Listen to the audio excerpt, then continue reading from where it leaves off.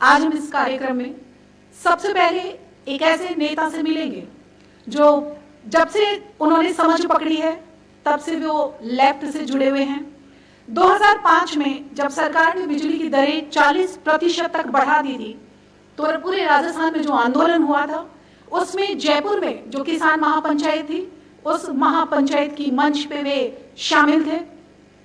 2016 में जब कर्ज माफी के लिए किसानों ने आंदोलन किया, उस आंदोलन में जो पूरा बीकानेर बंद था, उस समय बीकानेर में आयोजित महापंचायत में आप मुख्य वार्ताकार के रूप में, किसान नेता के रूप में उसमें शामिल रहे। इंडिया टुडे जैसी प्रतिष्ठित पत्रिका में जिन्हें पूरा स्थान मिला, जिनकी ईमानदारी को लेकर के उसमें काफी कुछ लिखा गया।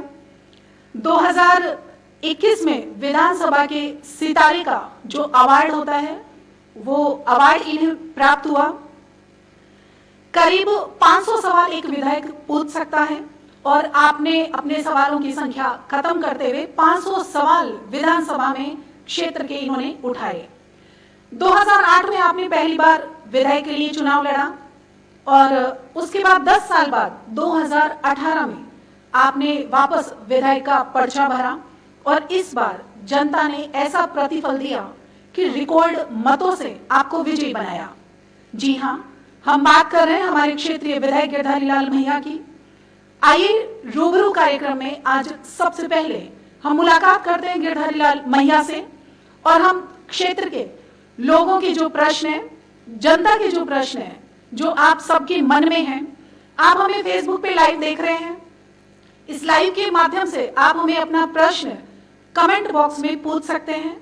हम लगातार कमेंट बॉक्स में नजर रखे हुए हैं। हम यहां से भी प्रश्न उठाकर तुरंत मैया जी को पूछ करके आपकी समस्या का, आपके सवाल का जवाब आपके नेता यहां देंगे आज इस मंच पर। सर, सबसे पहले तो आपका बहुत बहुत स्वागत। नमस्कार। सभी पाठक और जनता जो हमें जुड़ रही है उनसे अनुरोध है इस लिंक को जल्दी शेयर करें जिससे आप ज्यादा से ज्यादा लोगों तक अपने नेता, अपने क्षेत्रीय विधायक की बात को पहुंचा सके। श्री डूंगरगढ़ टाइम्स के सभी पाठकों का, दर्शकों का इस लाइव रूबरू कार्यक्रम में स्वागत, अभिनंदन। सर, शुरुआत करते हैं सबसे पहले एक रोचक सवाल से। जो पाठक ने अपना नाम नहीं बताने की शर्त पर पूछा है। आप एमएलए बने, सरकार के साथ रहे, लेकिन सरकार में भागीदारी नहीं हो पाई। फिर एक दौर आया उठा पटक का, उसके बाद सरकार में आपको भागीदारी मिली। एमएलए बनने के बाद भी एमएलए का पावर आपको पायलट प्रकरण के बाद मिला। दोनों ही स्थिति में एमएलए थे, लेकिन दोनों स्थिति में आपके मनोभाव में क्या अंतर रहा, ये जनता जानना चाहती है। देखिए, एमएलए बनने के बाद में जो लगातार सरकार में, जब सरकार बनी थी उस टाइम 99 वोट, 99 एमएलए थे, तो निश्चित रूप से जब बराबर की टक्कर होती है, बराबर का प्रतिपक्ष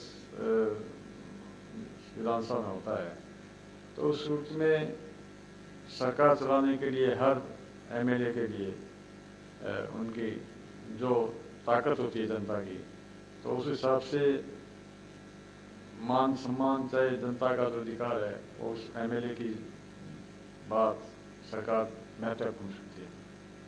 उस दौर में जब मैं एमएलए बना तो मैं तो उसी समय ताकत में था जनता का। रहा बात वो जो अब आपने पूछा है कि नाम नहीं बताया है, उस आपके मन की स्थिति जानना चाहते हैं लोग कि जब आप एमएलए बने और जब आपको वास्तविक पावर मिला सरकार में, आपको सभी आपके जैसे काम हुए हैं, तो आपके उस समय की मन स्थिति आपकी कैसी रही? देखिए, उस समय जब मैं पहले बार एमएलए विधानसभा में जाता हूँ तो पहली बार अब सरकार में जो क्या प्रशासनिक रूप से ब्यूरोक्रेट में क्या ताकत होती है, तो वो हमने तो एक विधानसभा के पटल पर के हिसाब से, मतलब जनता के सवाल के हिसाब से देखा। फिर जब समय बीता तो उस दौर के अंदर जब हमें पता चला कि ब्यूरोक्रेट और सरकारी मंत्रियों की क्या ताकत होती है, एमएलए की क्या ताकत है। उस सूरत में हमें ऐसा महसूस हुआ कि जब हम मांगेंगे तो निश्चित रूप से क्षेत्र की जनता को सरकार देगी, पर जब बराबर का प्रतिपक्ष और विपक्ष होता है तो उस सूरत में एक हमारी ईमानदारी का भी एक मिला है इसमें। हर आंदोलन में मेरी जिंदगी में लड़े, वो ईमानदारी से लड़े। विधानसभा में गया हूँ तो फिर मेरी छवि हर मंत्री, हर ब्यूरोक्रेट के सामने जब मैं कोई बात लेके जाता था तो वो एक ईमानदारी के रूप में जाती थी। निश्चित रूप से वो आम जनता को फायदा मिला है और ईमानदारी से ही की वजह से ही मैं आज इस पद पर बैठा हूँ। बिल्कुल, ये सही बात है। ब्यूरोक्रेट्स में विधानसभा में जयपुर तक आपके ईमानदारी के डंके बज रहे हैं। श्री डूंगरगढ़ के पाठक है अशोक, फेसबुक यूजर शिवम और संतोष का सवाल है कि अगर आप फिर से जीते हैं तो आपकी क्या योजनाएं हैं जो आपके मन में प्लानिंग में चल रही है। देखिए, जनता जो है वो विधायक के रूप में आपको देख रही है। अगेन इस तरह के सवाल जनता पूछ रही है, तो ये जवाब आप दें।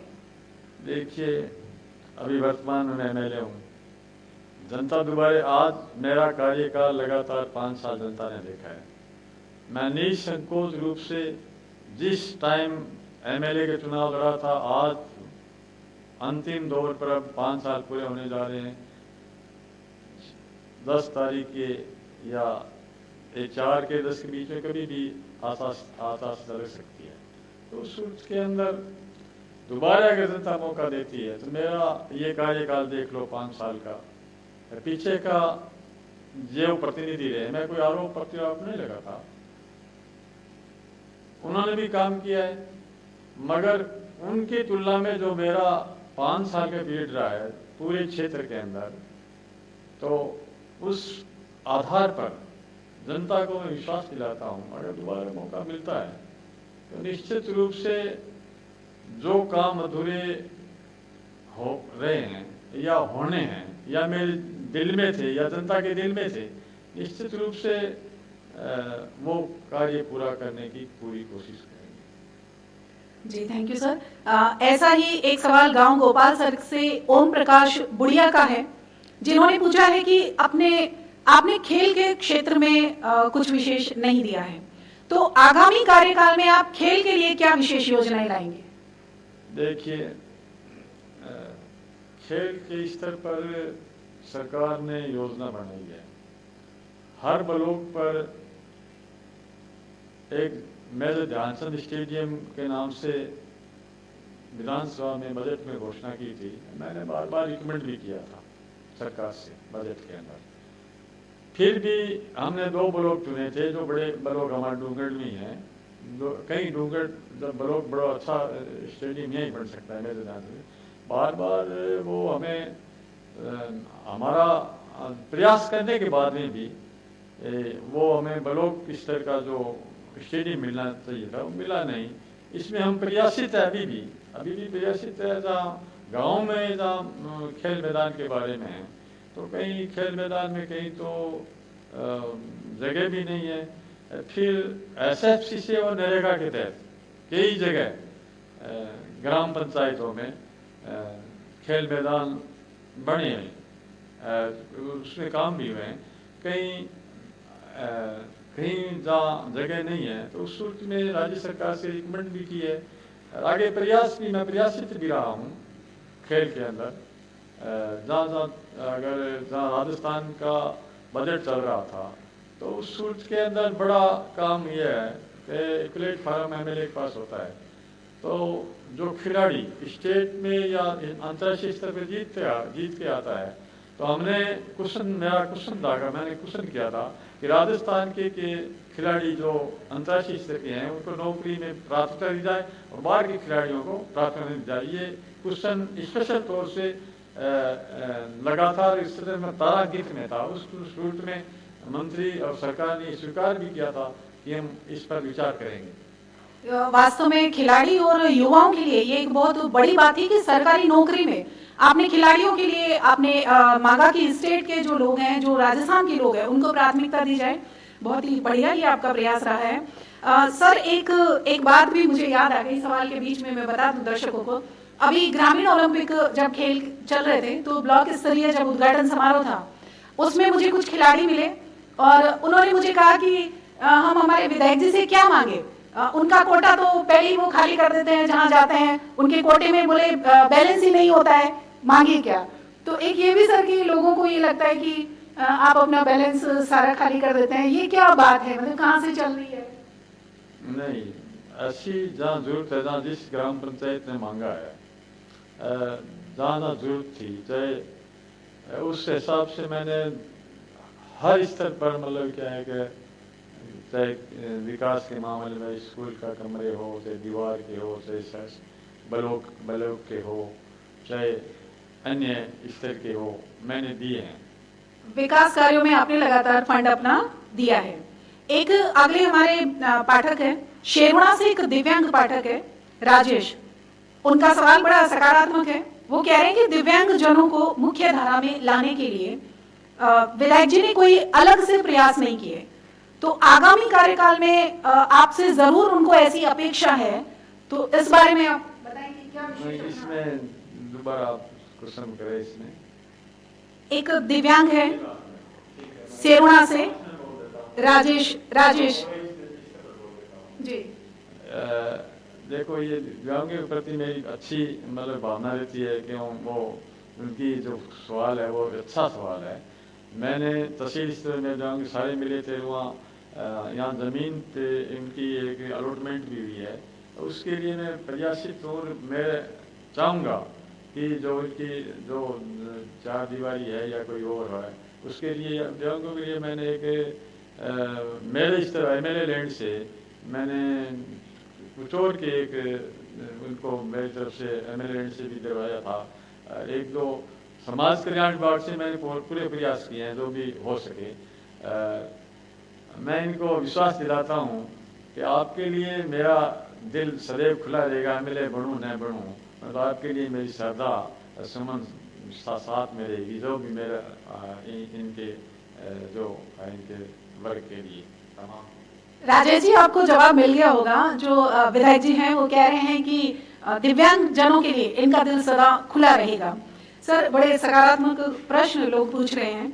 बीरम सर के हमारे एक पाठक हैं लालचंद गोयल, उनका सवाल है कि लखासर से भागीरथ गेट का भी यही सवाल है। इन्होंने कहा है कि भाजपा और कांग्रेस दोनों पार्टियां आपको टिकट का ऑफर दें, तो आपकी पसंद क्या होगी? आप क्या करेंगे, किस पार्टी के साथ जाना चाहेंगे? सवाल तो बड़ा क्रिटिकल है, पर तो आपने जब हम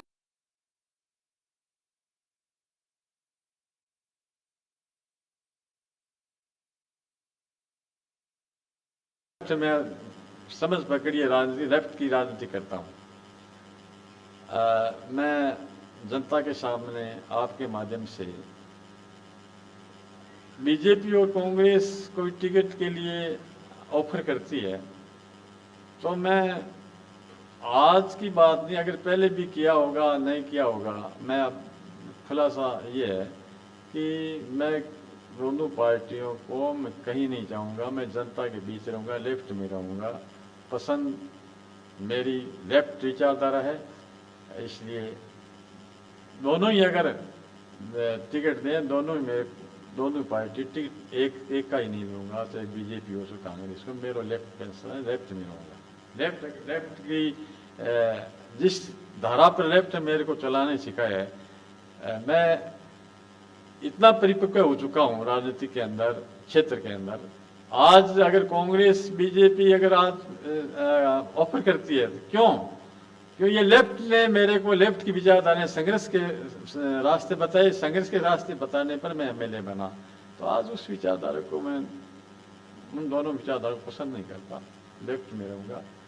मेरी बिल्कुल सर, भले ही आप जैसे पहले भी लगातार आप लेफ्ट से जुड़े हुए रहे, तब आपको किसी पद की उम्मीद भी नहीं थी, क्योंकि लेफ्ट का हम देखते हैं कि दोनों बड़ी पार्टियों का वर्चस्व राजस्थान में है।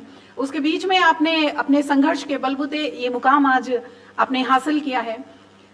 कुछ अधूरे कार्यों को लेकर सवाल आए हैं। ओम सिंह राजपुरोहित हैं श्रीडूंगरगढ़ के, उनका सवाल है कि 2 माह पहले 11 किलोमीटर सड़कों का शिलान्यास किया गया, लेकिन अभी तक बनी 1 इंच भी नहीं है। इस प्रकार श्री डूंगरगढ़ के युवक विनीत तावणिया ने ट्रॉमा सेंटर के लिए पूछा है।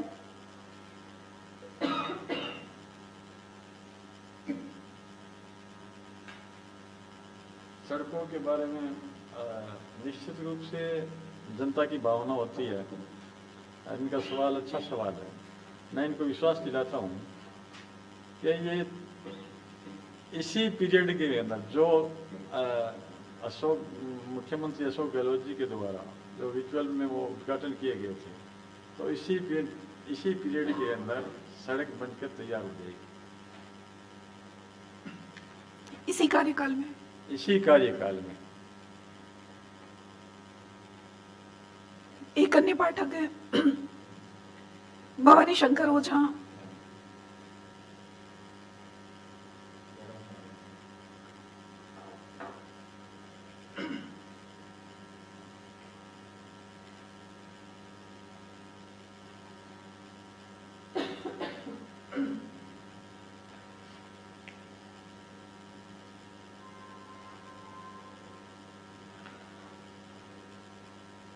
एक अन्य पाठक है हमारे भवानी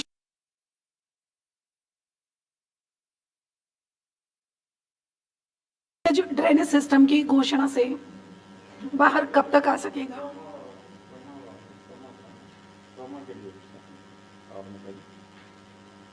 ट्रॉमा के लिए सबसे पहले मैं तमाम वर्ग को ये बधाई देना चाहूँगा कि जो एक महत्वपूर्ण जगह सभी वर्गों ने मिलकर एक ऐसा स्थान को चिन्हित किया जहाँ आखिरी समय में जब संकट में लोग होते हैं, जब तो उनका हर वर्ग को उनको जाना पड़ता है। तो पहला तो एक जो शहर के अंदर जो एक भाईचारा जो आपके वो इसमें सभी वर्गों ने तमाम जितने भी हैं संजीदा साथी हैं, संजीदा लोग हैं, बुद्धिजन हैं, तमाम ने ये एक अच्छा संकेत दिया। ट्रॉमा सेंटर मंजूर भी इस बजट में हुआ, साथ में 100 बेड का हॉस्पिटल भी मंजूर है। अभी आपको ये धरातल पर नजर आएगा निश्चित रूप से 1-2 दिनों में। इसी कार्यकाल में अभी लोग देखेंगे ट्रॉमा। अभी मैं आपको विश्वास दिलाता हूँ आपके चैनल के माध्यम से, डूंगरगढ़ टाइम्स हजारों लोग श्रोता देखते हैं, इसी समय सीमा बताऊं तो थोड़ा ठीक नहीं लगेगा। निश्चित रूप से इसी आप दोबारा होंगे तो आपको ये धरातल पर नजर आएगा। जरूर सर, बहुत शुभकामनाएं इसके लिए आपको, क्योंकि पूरी जनता चाहती है कि ट्रॉमा इसी कार्यकाल में बने। एक पूर्व पार्षद फहीम हुसैन है, उन्होंने कहा कि ट्रॉमा सेंटर और बस स्टैंड में देरी क्यों हो रही है, और इसका कारण भी सार्वजनिक करने की बात उन्होंने कही है। देखिए, राजनीति के 2 पहलू होते हैं। सवाल इनका अच्छा है।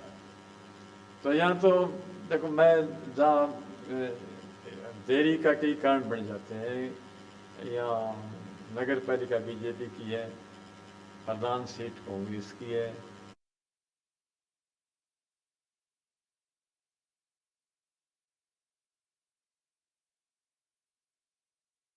होना चाहिए, ये होना चाहिए। तो देरी होने का कई वजह होती है, जिसमें कोई डोनर जैसे मतलब क्या दानदाता बनाना चाहता है कि मैं बनाऊंगा। विशेष मैं ये खुलासा ये करना चाहता हूँ कि डोनर बनाने वाले ज़्यादा थे ट्रॉमा सेंटर, और ये दानदाता ज़्यादा थे उसमें। इसके वजह से कुछ लेट हुए। और कुछ आपको पता है कि जब ये ज़मीन भी कुछ विवादों में थी, तो इनके लिए संजीदा साथियों ने, बुद्धिजनों ने मिलकर, सभी वर्गों के लोगों ने, तो उस समय थोड़ा सा मतलब वो भी समय लगा। तो ये इनको जो सवाल पूछा है हमारे संजीदा साथी ने, तो ये जवाब मिल गया जी सर, जब सार्वजनिक कार्यों का राजनीतिकरण होता है तो लोगों को कहीं ना कहीं दर्द होता है, और ये सवाल वो जानना चाहते हैं अपने नेताओं से कि क्या चल रहा है। एक पेयजल को लेकर के सवाल आया है। जयसल सर के पाठक है मनीष गिरी, उनका सवाल है कि बाजारीकरण के दौर में जब निजी कुओं में मोटर जलने पर एक दिन में मोटर निकालने, रिपेयर करने और वापस डालने का काम हो जाता है, तो सरकारी सिस्टम में कई दिन क्यों लगते हैं? आपने ऐसे किसी सिस्टम के लिए प्रयास क्यों नहीं किया जिस दिन मोटर जले उसी दिन जो सार्वजनिक कुएं हैं उनकी मोटर है वो रिपेयर की जाए, नई डाली जाए? इस सवाल के साथ उन्होंने गत दिनों में 1 माह तक पेयजल संकट का उल्लेख भी किया है। उन्होंने कहा कि सोनिया सर मीठिया के सोनू धानिया, जिन्होंने ये सवाल पूछा है कि सोनिया सर मीठिया के मेघवाड़ों के मोहल्ले में 4 महीनों से पेयजल संकट व्याप्त है और ये कब दूर होगा? 2 सवाल है, जैसलसर के मनीष गिरी का और सोनिया सर मीठिया के सोनू धानिया का।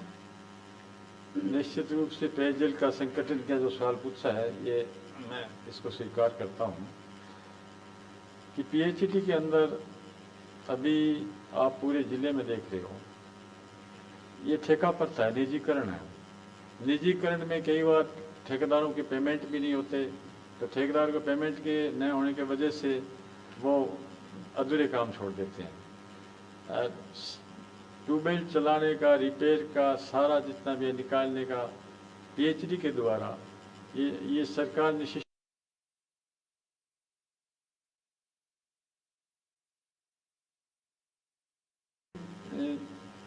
ठेका प्रथा की वजह से, और कुछ कर्मचारी आज तक जब मैंने समझ पकड़ी है, मेरे हिसाब से 20 सालों में कोई भी गवर्नमेंट रही हो, 20 सालों में आज तक इन्होंने कोई भी नए कर्मचारी आज तक हेल्पर वगैरह या इस नहीं लगाना। कर्मचारियों की कमी की वजह से भी ये देरी है, टाइम पर पेमेंट नहीं होना, ये भी इसकी पेयजल की समस्या होती है गांव में, ये मैं स्वीकार करता हूँ। मैंने मेरे स्तर पर खूब प्रयास किए हैं, करता ही रहता हूँ रोज़ाना, चाहे शहर की समस्या पानी की हो चाहे गांव की हो। बार बार अधिकारियों से मैंने मीटिंग भी ली है, पीएचडी के अधिकारियों से, कलेक्टर से भी मिला हूँ। अभी इस संबंध में मंत्री से मैंने भेज रखा है, 2 दिन से लगातार मेरे सेक्रेटरी मंत्री के और वहाँ पीएचडी के बैठे कि ये दिक्कत है पानी की। ये आप या तो हमने विधानसभा में कई इस तरह के सवाल भी किए थे कि एक ट्यूबवेल जब खोदते हैं तो ट्यूबवेल का लागत आती है 30 लाख रुपए मानते हैं, तो एमएलए सारे पार्टी के एमएलए ने ये विचार रखा था कि 30 लाख बढ़ने के हम 10 लाख में 15 लाख में बढ़ा देंगे, हमें ये अधिकार पंचायत को दे दो या एमएलए अपने स्तर पर कोई किसी को मतलब सौंप सके। पर ये आज तक ये सिस्टम नहीं सुधरना। कुछ सरकार का भी उसमें रोल होता है, कुछ अधिकारियों का रोल होता है। में निश्चित रूप से जो कमियां पूरे राजस्थान स्तर पर है, निजीकरण के दौर में ये दिक्कतें आती है पेमेंट की वजह से।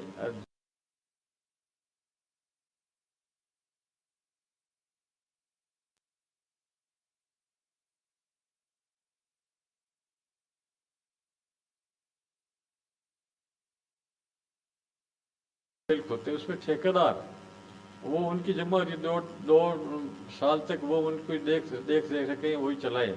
मगर ठेकेदार आज इस व्यवस्था में पूंजीवादी दौड़ के अंदर, जब कमिश्नर के दौड़ के अंदर वो सुनाई भी नहीं करते। एक तरफ कर्मचारी अधिकारी कहते हैं कि भाई ठेकेदार की जिम्मेदारी है, ठेकेदार कहते हैं कि हम करेंगे। तो इस तरह की ये कुछ लापरवाही है, इसका निश्चित रूप से हमें और जनता को ये खामियाजा उठाना पड़ता है।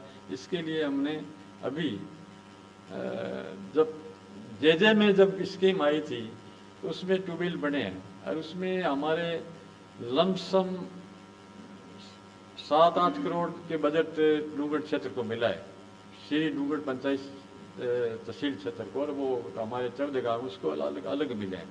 तो ये 609 आरडी से ये पानी आएगा, जो पहले गाबरिया आएगा, गाबरिया के बाद में दौड़िया होते हुए पूरी तहसील स्तर पर शहर में और गांव में जाएगा।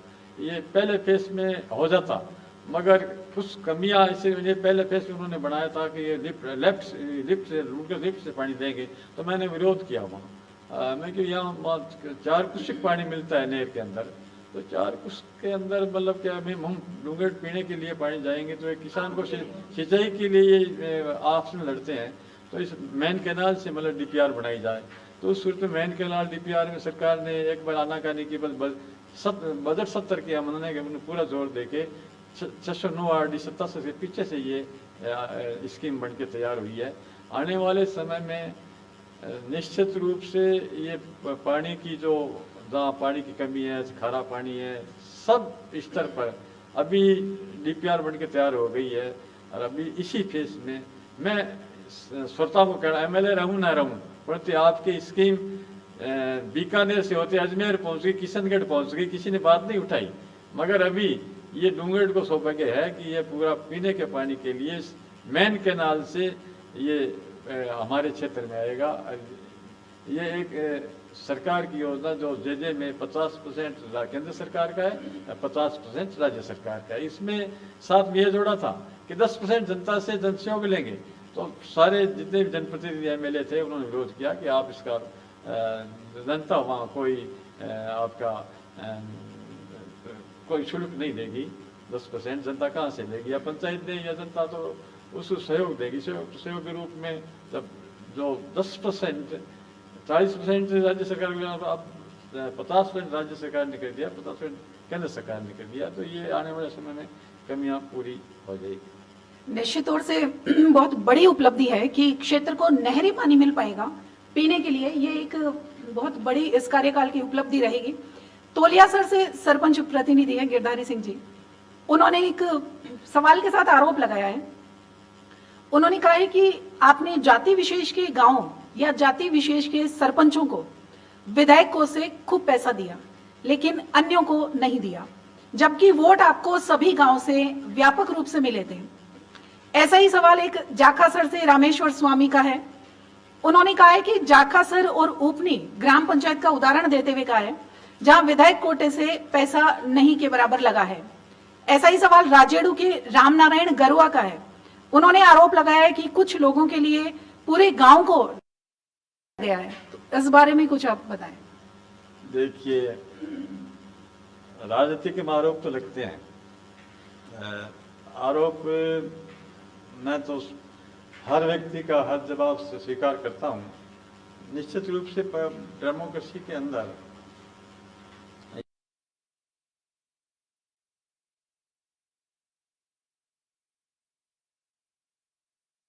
साहब ने जो आरोप लगाए हैं कि जाति विशेष के, मेरे तो देखो लेफ्ट का विचारधारा है उसमें जातिवाद नहीं होता कभी भी।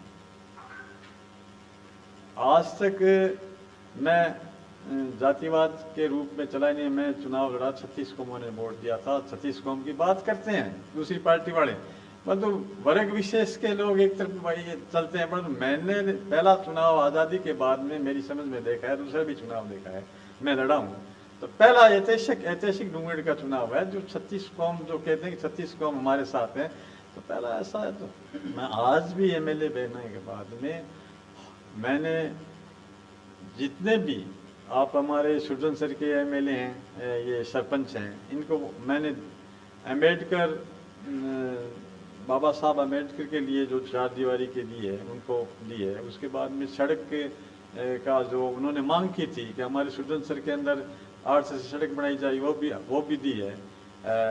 वहाँ से लाखन सर से पाटमदे से सड़क है, वो भी हमने मेरी अंशुसा से उनको रिकमेंड किया है। तो बहुत सारे जो आरोप लगे हैं तो मेरे तो समझ में नहीं आता। मैं तो आज तक किसी के बीच में ऐसा विचार भी नहीं रखता। आपने देखा होगा जहाँ भी कोई जाता है, मैंने राजपूत संस्थान में जो रुगु संस्थान उसको भी मैंने 17 लाख रुपए दिए हैं डूंगरगढ़ के अंदर। इसमें डूंगरगढ़ के अंदर सिद्धों की जो समाज है उनको भी मैंने शमशान भूमि के और सामुदायिक भूमि के लिए दिए हैं, नायक समाज के लिए दिए हैं, वाल्मीकि समाज के लिए भी दिए हैं। आपके मैंने घोषणा भी कर रखी है, हर वर्ग को मैंने जैसे जैसे जो छोटा मिलता है हर वर्ग को मैंने दिया है। कोई सरपंच मैंने तो किसी के लिए ऐसा नहीं कहा। मैंने आज तक ये नहीं सोचा भी कि ये वर्ग का है, ये वर्ग का है, इसका ये नहीं करूँ। ऐसे सारे लोग हैं अब आपके एकदम सरपंच साहब ये कह रहे हैं उस वर्ग को आप ये एक तरफ ये राजेडू के सरपंच साहब आरोप लगा रहे हैं कि रामनारायण जी आरोप जो राजे ये तो किस वजह से, तो ये तो आप वही क्वेश्चन आपके चैनल के माध्यम से सुन लें। तो मैंने देखो चार कमरे अभी जो एमएलए जो अभी स्वीकृत हुए हैं वो ग्राम पंचायत में ही जाएंगे कमरे, वो एमएलए से नहीं होकर वो खनन विभाग से जाएंगे। अब कलेक्टर से मेरी बात हुई है, रामसर में अभी रामसर में स्वीकृति नहीं मिली है, कई जगह सोनियासर में मिली है। जाति विशेष कैसे बात, अब सोनियासर में सरपंच अपने बियानी जी है तो उनसे पूछो जाति विशेष, तो मेरे हिसाब से तो किसी को या तो लेफ्ट की विचारधारा को पता नहीं है किसी को। जाति विशेष में तो आज तक कोई वोट भी नहीं देता। जाति विशेष कम्युनिस्ट पार्टी का एक तरफ जाट है, दूसरी तरफ कांग्रेस का है, बीजेपी का है, तो लेफ्ट वालों को वो जाट तो वोट नहीं देगा, ये तो जाट नहीं है। तो मैं तो सरपंच साहब से माफ़ी चाहूँगा कि मैंने तो आज तक ऐसे नहीं सुना है मेरे विचारधारा में। तो ठीक बात है सर, विधायक चुना है तो पूरी जनता ने आपको चुना है, आप पूरी जनता के विधायक हैं। एक पाठक है देवीलाल सियार, उनका भी कुछ ऐसा ही सवाल है। वो कह रहे हैं कि ग्राम पंचायतों में विकास कार्य, आपने उन ग्राम पंचायतों में विकास कार्य नहीं करवाए जिनके सरपंचों का संबंध पूर्व विधायक या पूर्व वर्तमान प्रधान से है, और अगर करवाए हैं तो उन ग्राम पंचायतों के नाम बताएं। थोड़ा अजीब सा सवाल है। देवीलाल सियार है, कहाँ के हैं? ये तो नहीं लिखा है सर, उन्होंने शायद अपने गांव का नाम नहीं दिया हो। मेरे ध्यान में तो ऐसा नहीं है, मैं ऐसा प्रतीत नहीं होता है कि सरपंच या किसी के साथ, सरपंच तो बगैर पार्टी का होता है। मैंने तो आज तक किसी जैसे दीदेश चोटियान में, आप देवीलाल जी ने ये सवाल पूछा है, दीदेश चोटियान में किसी के विलोम किसी पार्टी को कर सकते हैं, प्रधान को कर सकते हैं, बीजेपी को कर सकते हैं या मेरे को कर सकते हैं। तो विलोम करने से कोई पार्टी का लेवल नहीं लगता। उससे पूछो आप धीरे चोटियान में जितनी भी एजेंसी बनी है, आज भी जो विलोम वो प्रधान को करते हैं, परंतु तो आज तक मैंने एमएलए का जितने भी एजेंसी बनी उनकी बनाई है, रामसर में एजेंसी बनाई है, वो जो विलोम उनको इस अध्यक्ष हैं होंगे, उनको एजेंसी बनाई है। मैंने किसी से ऐसा भेदभाव नहीं किया है। जैसे जनता है, जवाब चाहती हैं तो जवाब हमें देने पड़ेंगे। एक इन्होंने कहा है कि विधायक बनने से पहले आपने धरना प्रदर्शन खूब किए और विधायक बनने के बाद आपने कोई धरने प्रदर्शन नहीं किए, जबकि किसानों को इस बार फसल का बहुत नुकसान हुआ है और ये आपके कार्यकाल में हुआ है, तो इस बारे में कुछ कहें। निश्चित रूप से धरना प्रदर्शन के धरना प्रदर्शन जब होता है, जब हमारी बात अधिकारी नहीं सुनते, हमने लगातार संघर्ष किए। ये संघर्ष का रूप बदला है, संघर्ष आज भी कर रहे हैं। जो राजस्थान की बड़ी प्लेटफार्म है विधानसभा, उस विधानसभा पर हम इस संघर्ष के रूप में बात करते हैं। हमारी बात वहाँ नहीं, जनता की नहीं मानी जाती है, तो वहाँ भी हम धरने पर बैठते हैं। अभी जो पिछले जो खराबे में यहाँ से कलेक्टर द्वारा 0 खराबा बताया गया था, तो मैंने चलती विधानसभा में यह कहा था, वहाँ अधिकारी को बैठ के बात कर, आप सब खराबा भेज रहे हो, भाई डूंगरगढ़ से हुआ है, पोलाइट में हुआ है, नोखा में हुआ है, डूंगरगढ़ ऐसा कौन सा चित्र आपने 0 भेजा है? भाई कुछ तो होगा, भाई 5% 10%, ये तो निश्चित रूप से आपको पता है। तो ये डूंगरगढ़ की जनता के साथ ये गलत हो रहा है, किसानों के साथ गलत हो रहा है।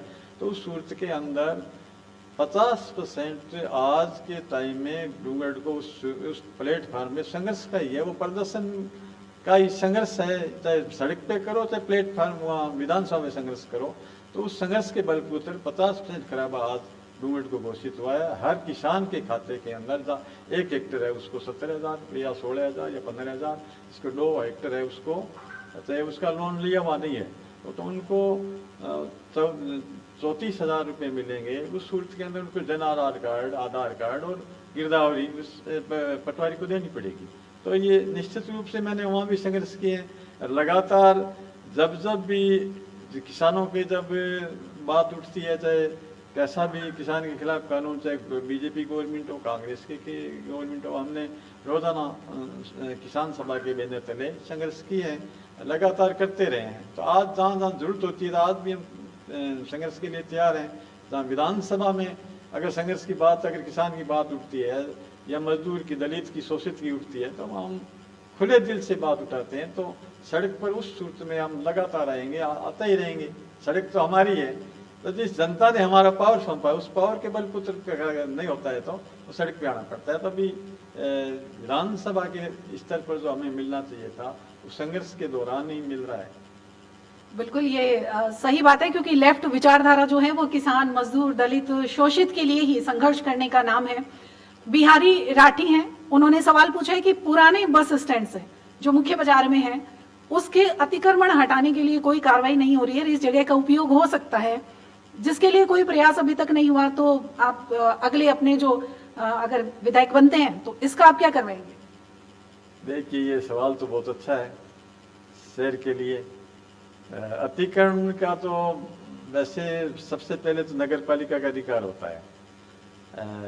नगर पालिका के प्रतिनिधि, नगर पालिका की बॉडी, उसके बाद में ये लोकल प्रशासन वगैरह, ये उनके अंडरटेकिंग में होता है। जहाँ उस सूरत के अंदर जिस साथी ने जो सवाल दागा है, तो ये एमएलए के बनने की बात जरूरत नहीं है। एमएलए न रहते हुए भी अगर जनता इस पे सड़क पे उतरे, उसका सहयोग रहे, इसमें कईयों की दो तरह की बातें आती है कि अभी एक हिस्सा ऐसा आ जाता है कि हमें उजाड़ रहे हैं, रोजगार छीन रहे हैं।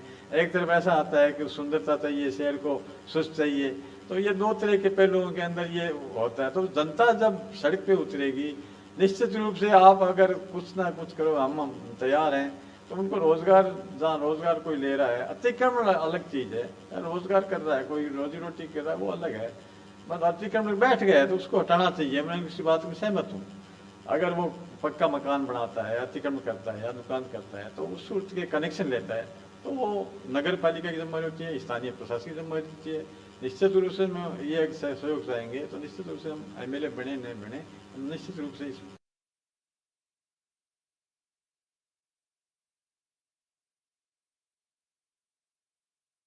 देख रहे हैं।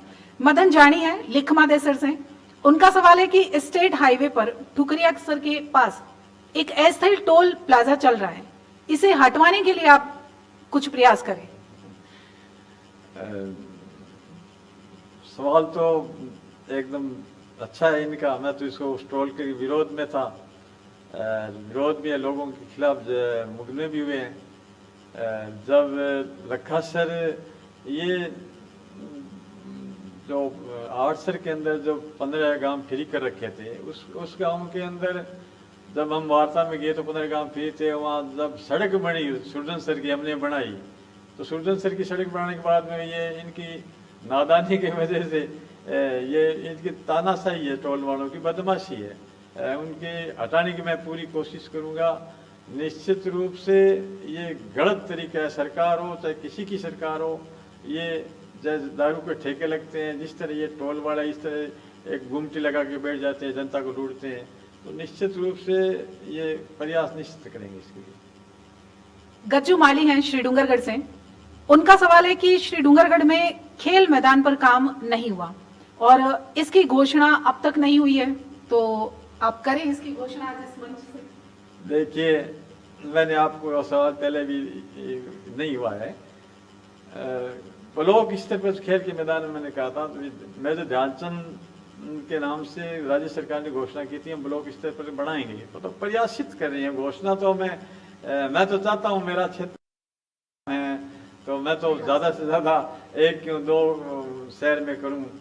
फिर भी मैं प्रयासित, अगर दोबारा आप मौका देते हो, निश्चित रूप से मैं अभी भी मुख्यमंत्री जो 29 तारीख के वो आएंगे यहाँ बीकानेर या जयपुर मिलूंगा, इस संबंध में मैं बात भी करूंगा। घोषणा तो मैं कर नहीं सकता कि मेरे हाथ में अभी पावर नहीं है ऐसे, या तो मंत्री या तो वो कर सकता है या राज्य सरकार के हेड कर सकते हैं। तो मैं प्रयासित जरूर करूँगा इस बात को आपको मुख्यमंत्री के आगे जरूर रखूंगा कि हमें जो ध्यानचंद स्टेडियम एक ब्लॉक स्तर में मिलना चाहिए। मैं आपकी बात की सहमत हूँ, निश्चित रूप से मिलना चाहिए। इससे हम जिसमें युवाओं को सुविधा मिले, बुजुर्ग वगैरह जो घूमने के लिए जाए तो खुली जगह तो रहे, ये सारी जगह, ये आपका ध्यान बहुत ही अच्छा है शहर के लिए, आम जनता के लिए। हाँ जी सर, बहुत बढ़िया। ये वास्तव में एक बहुत बड़ा प्लेटफॉर्म जनता ने आपको दिया है कि आप सीएम तक, विधानसभा तक और जो जिम्मेदार मंत्री बैठे हैं उन तक आप क्षेत्र की समस्याओं को पहुंचाएं। श्री डूंगरगढ़ से जुगल किशोर स्वामी हैं, उन्होंने सवाल किया है कि किसानों के ऋण माफी पर संघर्ष क्यों नहीं हुआ, जबकि कांग्रेस सरकार का ये वादा था और आप कांग्रेस सरकार के साथ हैं, तो इस बारे में कुछ कहें। निश्चित रूप से सवाल इनका अच्छा है। 2016 के अंदर कर्ज माफी का आंदोलन लेफ्ट ने उठाया था, किसान साहब ने तले, जब बीजेपी की गवर्नमेंट थी उस समय रात के 2 बजे तक वार्ता, उसमें 50,000 रुपए वो किसान सभा के बैनर तले जनता की ताकत से 50,000 का राज्य सरकार ने, जब बीजेपी की थी उस समय, कोऑपरेटिव के कर्जा माफ किया था। उसके बाद में जब नजदीक चुनाव आने के बाद जब उन्होंने कहा हम कर्जा माफ कर देंगे, तो कर्जा माफ, जब कोऑपरेटिव का कर्जा माफ राज्य सरकार ने किया है, 2 लाख हो 4 लाख हो जितने भी किए हैं, पर जो कॉमर्शियल बैंक हैं, कॉमर्शियल बैंक उसमें स्टेट गवर्नमेंट के हाथ में नहीं, उनकी रिकमेंड, हमने भी इसका कर्ज माफी का बात उठाई है राजस्थान विधानसभा में। कर्ज माफी के लिए उन्होंने राजस्थान के पूरे जितने भी राज्य सरकार है उन्होंने आगे केंद्र सरकार को लिखा है कि किसानों के कर्ज माफी का आपने वादा किया था, उसमें हमने जो हमारे लेवल में था उसमें 2 लाख के सहकारी तक जो कॉमर्शियल बैंक हैं वो केंद्र गवर्नमेंट के अंडरटेकिंग आते हैं। तो उन्होंने जितने सेटलमेंट के, इधर अभी विधानसभा में यह चला था कि हमने रिक्वेस्ट भेज दी, आप जो सेटलमेंट में जितने भी आप करते हो वो पैसे राज्य सरकार जमा करा देगी। जो एनपी हो गया है, जो इनके खाते किसानों के, तो उनको राज्य सरकार और आप माफ कर दो और जिसको एमपी है वो हम करा देंगे। तो हम बात लगातार इस बात को रख रहे हैं, रखा भी है। जो जितनी हमारी भागीदारी थी सरकार में, उस भागीदारी के हमें 2 पहले सत्ता का भी निभाना था और प्रतिपक्ष का भी निभाना था, तो हमने दोनों बातें निभाई है। बिल्कुल सही बात है, दोनों भूमिकाएं निभाई है, सत्ता के पक्ष की भी और विपक्ष की भी। सोनिया सर के पाठकों का सवाल है सर, कई पाठक हैं जिन्होंने पूछा है कि सोनिया सर का जो भौगोलिक स्वरूप है उसके विपरीत होने के बावजूद उनको सूरसर तहसील में क्यों मिलाया गया है? देखिए, ये सवाल उनका बहुत अच्छा है। जब राज्य सरकार ने श्री डूंगरगढ़ तहसील से अलग से सूरसर उप तहसील घोषित किया, तो एक राज्य सरकार द्वारा या वो अपना जो जिस भौगोलिक स्थिति से मान लो या किसी चीज़ से मानो, उस सूरत के अंदर वो राज्य सरकार, ये यहाँ के कलेक्टर द्वारा या राज्य सरकार द्वारा गांव प्रोसेस में लिए जाते हैं। मैंने पहले सोनिया सर के सरपंच साहब आए थे, ग्रामवासी आए थे, तो हमने पहले कहा था मैं कोई विरोध नहीं करता, आप अपने विरोध दर्ज कराओ, अपने हिसाब से विरोध दर्ज कराओ। मैं इसके खिलाफ नहीं हूँ। अगर डूंगरगढ़ में रहे, सुविधा डूंगरगढ़ में रहे सोनिया सर के चाहे जहाँ सुविधा उनको हो उनको रहे। में यहाँ धरना भी चला था, धरना भी चला था। तो धरने में मैंने तो कभी ऐसा विरोध नहीं किया था भी सोनिया सर को सूट के साथ रखो या लखा सर को रखो या पूना सर को रखो या बिंजा सर को रखो या ठुकरिया सर को रखो, ये बेनी सर को रखो, ये मैंने तो नहीं कहा था। आज हमारे भौगोलिक स्थिति की बात आती है तो कोटा सर हमारे पास में है, 8 किलोमीटर पर है और उनको सूट से रहना पड़ता है। तो आज वो डूंगरगढ़ तहसील के अंदर है। तो भौगोलिक स्थिति ये प्रशासनिक प्रतिक्रिया से होती है कि प्रशासनिक स्थिति प्रभाव है। मेरा इसमें कोई ऐसे आज भी अगर कोई मेरे से मैं आज भी राज्य सरकार से मेरी अगर मंशा है कि ये सोनिया सर डूंगढ़ में रहे, कि जहाँ प्रजातंत्र में जहाँ सुविधा होती है प्रशासनिक को तो अधिकार होता है, उसमें हमें कोई एतराज़ नहीं है। निश्चित रूप से इसके लिए मैं अभी जब विकास यात्रा में गया था, वहाँ के नागरिक मिले थे, उन्होंने मेरे को कहा, मैं मेरी तरफ से पूरी कोशिश कर रहा हूँ। बिल्कुल सर, वास्तव में ये एक प्रशासनिक प्रक्रिया है, जैसे आपने बताया कि प्रशासन इसको देखता है कि किस तरह से, किस भौगोलिक स्वरूप को लेते हुए उन्हें नया जो है उप तहसील का गठन करना है। बीरम सर के केएल जोशी हैं, उनका सवाल है कि बीरम सर में स्वास्थ्य केंद्र की राशि घोषित हुई लेकिन कार्य अभी तक नहीं हुआ है, तो इस बारे में इसमें निरंतर की राशि घोषित हुई है, उसमें तो ये स्वास्थ्य विभाग का मामला है। अगर कोई पट्टा जारी नहीं किया होगा या कोई नहीं मिला होगा, जहाँ 41,000 42 लाख 41 लाख रुपए हर स्वास्थ्य केंद्र को मिले हैं, तो उसमें निश्चित रूप से अगर राशि जारी हुई है तो निश्चित रूप से मतलब मिलेंगे। जी बिल्कुल ठीक बात है। एक सर नायक समाज के नेता हैं शंकर लाल जी, उन्होंने कहा है कि जनजाति में नायक समाज को जनजाति में मिलाने की मांग को विधानसभा में उठाने का आपने वादा किया था लेकिन आपने इसे नहीं उठाया है, तो वो ये जानना चाह रहे हैं कि क्या कारण रहा कि आपने नायक समाज के हक की बात नहीं उठाई है।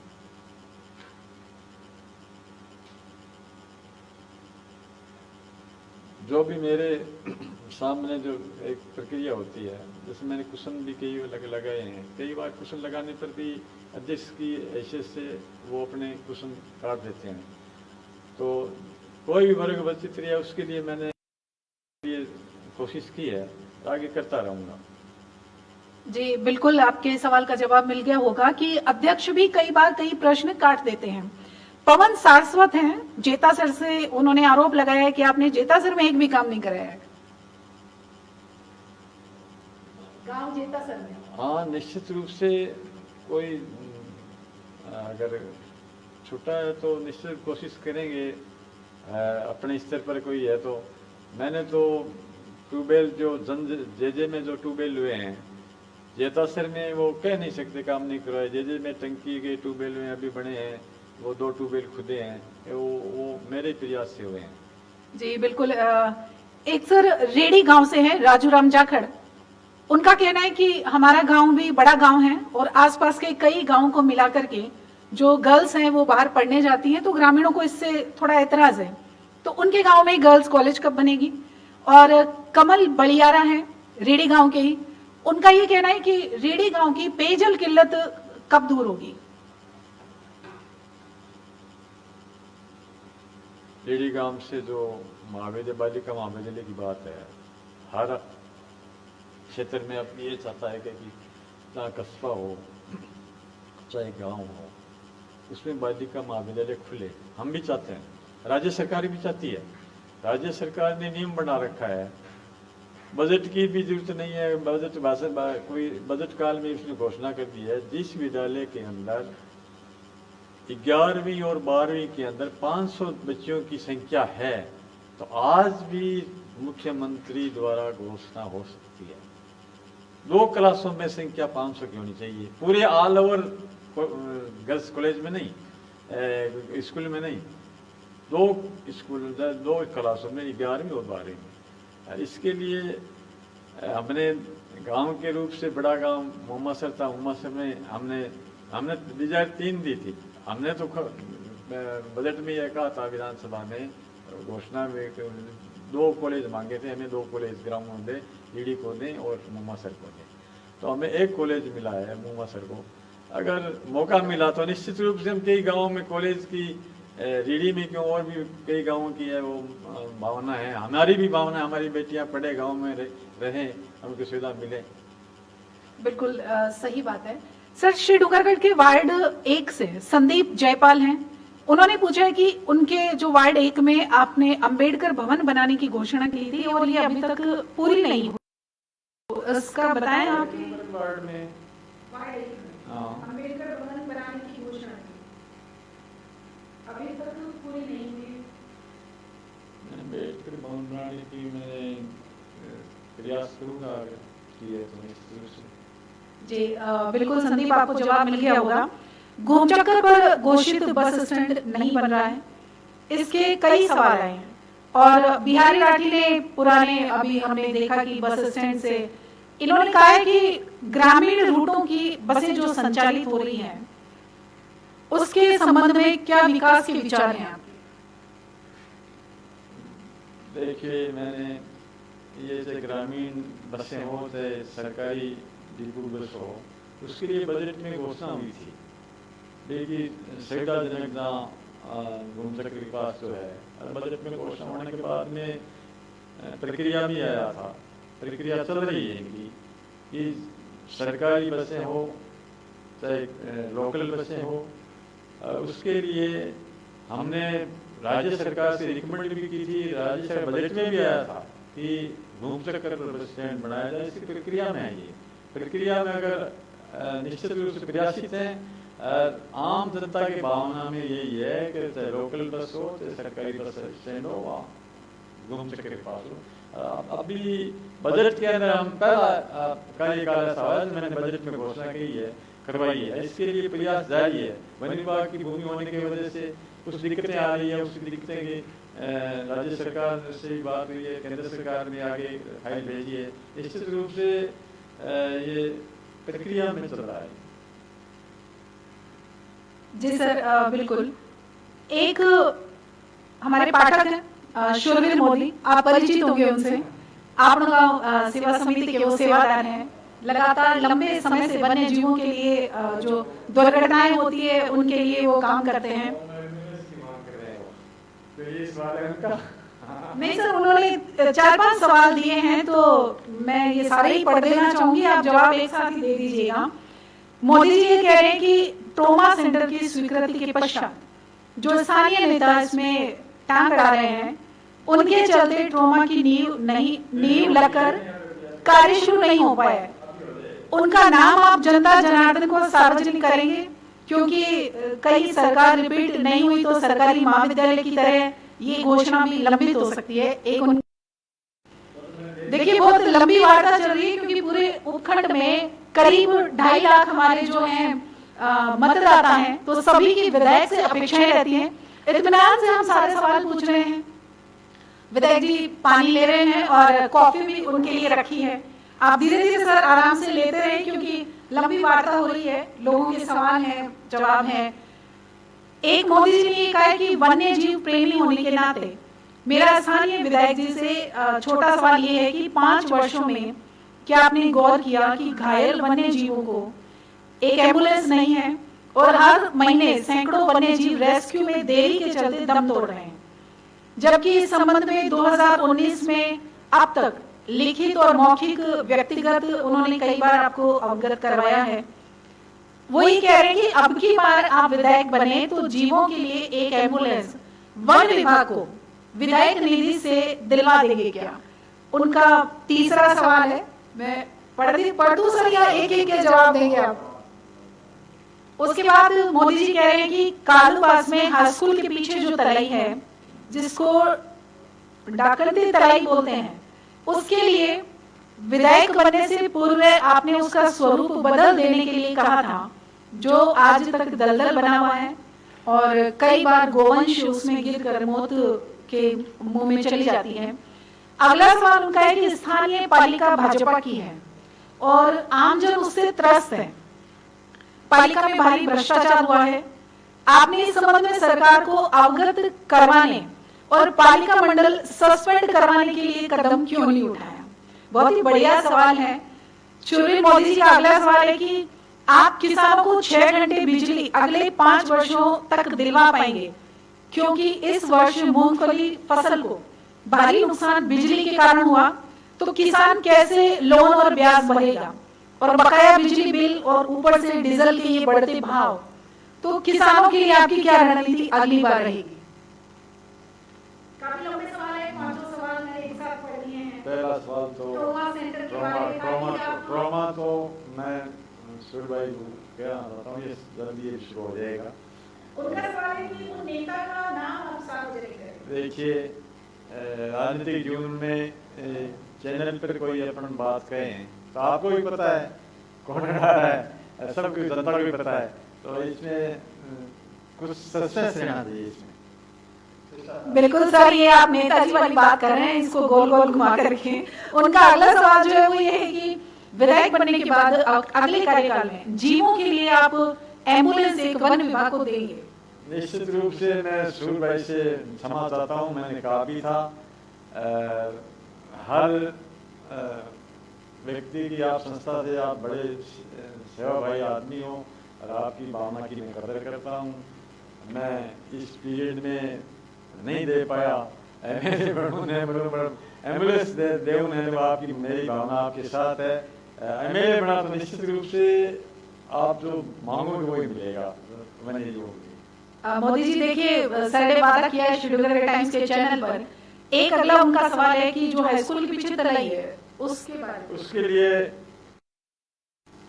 बजट के अंदर घोषणा हो गई है, अभी वित्तीय स्वीकृति भी मिल गई है, इसका निस्तारण जल्दी हो जाएगा। इसमें 45 करोड़ रुपए स्वीकृत हो गए, वित्तीय स्वीकृति मिल गई है और इसका नगर पालिका से लेना देना नहीं होगा। भ्रष्टाचार का मामला आप बता रहे थे, तो ये सीधे राज्य सरकार से द्वारा ये योजना लागू होगी। जहाँ भी नई सड़कें बनी है वहाँ वापिस सड़कें बढ़ाने का उनका भी काम होगा। उसमें सारी सड़कें जो दोबारा टूटेगी होगी, और जो अभी गंदे पानी सीवरेज की लाइन, ट्रामा के ड्रेनेज की, वो सारी आपको नजर आएगी। मैं एमएलए नजर आऊँ ना हूँ, आपको नजर आएगी। बहुत ही बढ़िया बात आपने कही है सर। एक उन्होंने कहा है कि आप विधायक हैं, इस क्षेत्र के प्रथम नागरिक हैं, तो वो ये चाहते हैं कि पालिका मंडल के से जो लोगों में रोष है, तो आपने सरकार को इसे सस्पेंड करवाने के लिए कदम क्यों लिया? निश्चित रूप से मैंने पिछले विधानसभा में अभी जो क्वेश्चन दागा था, अभी ये जो पानी के लिए इसमें जो बाहर जो वन विभाग में दे रहे हैं, इसमें कितना खर्चा आ रहा है, क्या हो रहा है, इसके इस सूरत में जानते भी चलिए। परंतु आप जानते हैं सूर्य भाई, इसमें तो बहुत सारी लंबी प्रक्रिया है, बहुत लंबी चलती है। मैं तो बहुत प्रयासित हूँ, मैं तो आप ही की तरह हूँ, तो मैं निश्चित रूप से विधानसभा में वापिस धारीवाल ने कहा था आपने शिकायत नहीं की, तो मैंने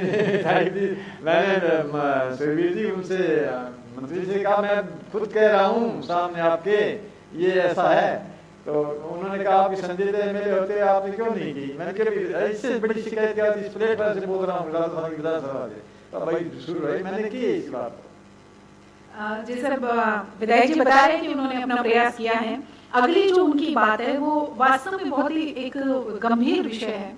हमारे क्षेत्र में सर मूंगफली की फसल इस बार बिजली की वजह से बहुत चौपट हुई। किसानों ने लगातार जगह जगह गांव-गांव में जीएसएस पे प्रदर्शन किए, ताले लगाए, धरने दिए, और आपने भी बिजली के लिए संघर्ष किया। तो ये कह रहे हैं कि अगले 5 साल आपको मिलते हैं, तो क्षेत्र में बिजली की जो समस्या है इससे आप किसानों को कितना निजात दिला पाएंगे? हमारे क्षेत्र वास्तव में सवाल मूंगफली सबसे ज्यादा पैदावार होती है। कई राज्य सरकार के तहत इस सिस्टम में दिक्कत ये आ गई कि जो पूर्णा सर राजपुरी का नाम से 132 जीएसएस बना हुआ है, बन रहा है, वो समय पर नहीं बन पाया। निश्चित रूप से वो अभी आरडीएसएस के तहत कंपनी आ गई है, उस आरडीएसएस के तहत देने का काम वो कमजोर चल रहा है, इसलिए इसमें समय लगा। एक जाका समय है, उसके बाद में जहाँ वोल्टेज की समस्या आती है, निश्चित रूप से 220 का हमने एक एस्टिमेट अभी बजट सत्र के अंदर हमने सेवना में बढ़ाने के लिए भेजा है। कई जगह जीएसएस बीकानेर जिले के रूप में हमने कई जगह अपना विधानसभा क्षेत्र में भेजे हैं। कई 33 की जैसे स्वीकृत भी हैं, वो अभी समय पर नहीं बढ़ने के कारण ये है कि आरडीएसएस के अंदर कंपनियों में दे दिया गया। उस सूट में पहले तो खुद निगम के उनका अधिकार था, जहाँ वो खुद अपने अधिकार टेंडर करके कर देते थे। कंपनियां बड़ी बड़ी कंपनी आरडीएसएस से जुड़ाने के बाद में वो खुद जितना भी सामान खुद खरीदती है, खुद जीएसएस बनाती है, खुद रखरखाव करती है। उस सूरत में अभी ये इसका काम शुरू हो गया है, तो निश्चित रूप से आपको ये जितने भी टेंडर, जितने भी जीएसएस स्वीकृत हैं, जितने फीडर अलग होने हैं, जितने भी जीएसएस बनने हैं, वो अभी जल्दी प्रक्रिया में कंपनी काम शुरू करने लगी है। तो ये निश्चित रूप से आने वाले समय में ये दिक्कतें नहीं आएगी। जी सर, आपने विस्तार से बताया कि आने वाले समय में जो जीएसएस निर्माण हो रहे हैं उनके बाद काफी समस्याओं से रिलीफ मिलेगा। एक अपने पाठक हैं खेताराम जाखड़, उनका सवाल है कि वीर बिगाजी में देवस्थान विभाग से सड़क निर्माण घोषित था परंतु अभी तक काम शुरू नहीं हुआ है।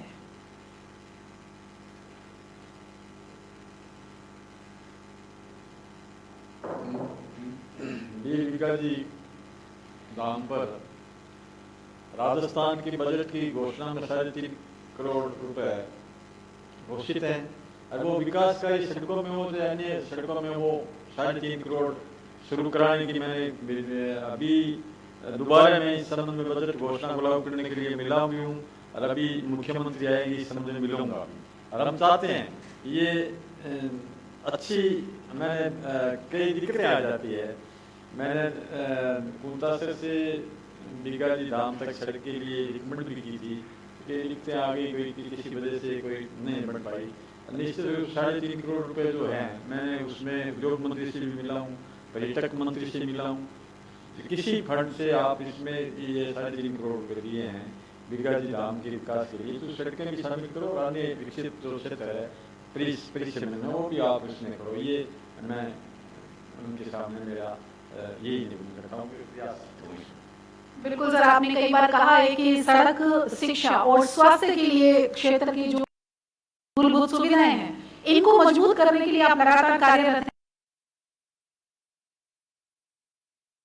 है कि इंतबार सर हीरावतान में आपने कोई काम नहीं किया है।